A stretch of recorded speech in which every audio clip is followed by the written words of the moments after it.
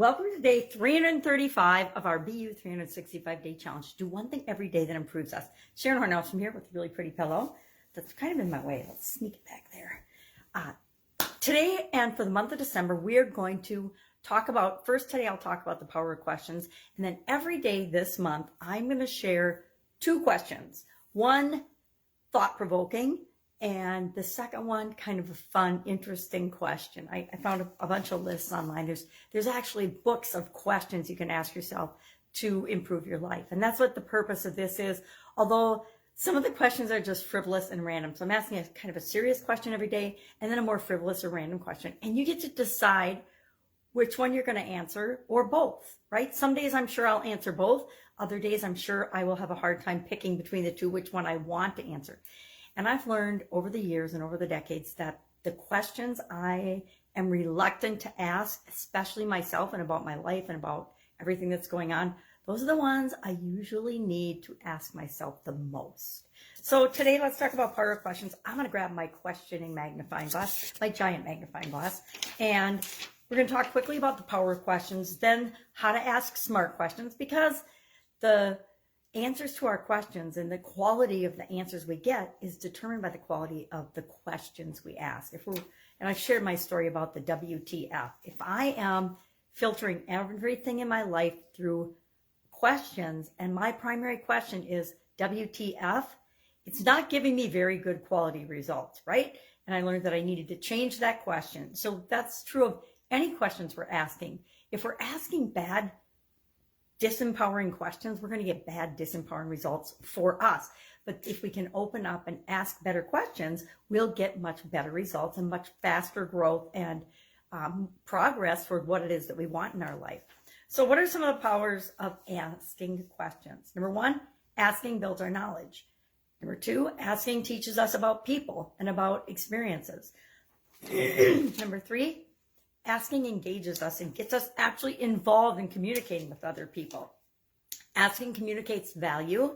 Asking guides us and helps us to learn lessons without having to learn them all ourselves. Asking sets an example for other people. If we're unafraid and willing to ask questions and learn more, it sets the example for other people to do the same. And asking develops us. It helps us to become the version of ourselves that we want to become. So what are some ways to ask smart questions? I will share 6 tips. Number one, think about what you know already. And this list reminds me of my friend Abel Beckford. Number two, confirm what you want to learn. What do you want to know? Why are you asking a question in the first place? And this can be formal and informal, or it can be something you just do quickly in your head before you formulate and ask a question.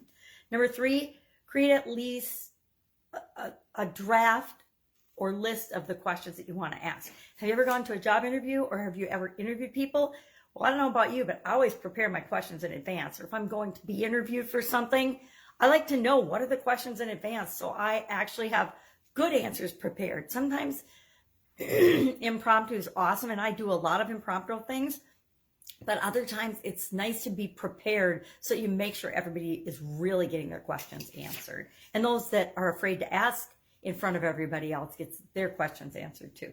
Number four, refine your question. Number five, ensure simplicity. We can say things in a super duper complicated, convoluted, PhD level way, or we can ask our questions in a simple way. Almost every question we can imagine can be simplified and asked in a way that, and nowadays they say make it 3rd grade level, a 3rd grader can understand. Remember, I think it was 8 or 7-year-old was how we're told to write copy and things.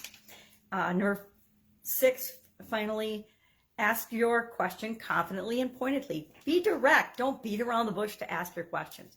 My ex-husband used to do that. He wanted a certain answer. So he would ask and formulate his questions in a way so that you either had to answer or it would cause an argument. Well, if you know me, it caused some arguments over the years. I've got 9 tips to start telling a better story, and I'll share that another day because I think we've gone into enough. I want to share today's 2 questions. Now, I went through a couple of days ago and I just looked through lists of questions and I just randomly picked and assigned days and numbers. So if I were following my own advice, I would have thought of what is the journey I want to lead myself and all of us through as I ask my questions. But I didn't do that. I chose to do it randomly because our life is a journey and it's different and unique for each and every one of us. And so the questions that I would ask to take us through a journey would be different than the ones that you might need for your journey and for what it is that you're trying to create right now. But since we're all trying to become a better version of us, I think there's some really excellent questions here. There's some moral value questions. There's some personal development and growth questions. There are some just like, what do you call them? Riddle type questions. And so I think it's a pretty good mix. So today's question, number 1, and I guess I'll call them A and B for day 1, because this will be day 1 of December, questioning December. What is your worst habit and what is keeping you from breaking it? I guess that's 2 questions, but it's one 2-part question. So what is your worst habit and what is keeping you from breaking that? Think about that. Ask yourself that today. And if you're brave, share it in the comments below, the answer. Or number 2, if life is unfair to everyone, does that mean life is actually fair? Now, I like this one because my dad always taught my sisters and I that life isn't fair. And so if you're expecting it to be equal and fair for absolutely everyone on the planet, that's never going to happen and your expectations are never going to be met. So again, what is your worst habit? Or if life is unfair to everyone, does that mean life is actually fair? All right, have an awesome day. Any questions, hit me up. If you have any questions that you think should be part of our list, let me know because I've got a couple of spots at the end of the month that we could add some new questions to. All right, have a fantastic day and I'll be with you tomorrow. Bye.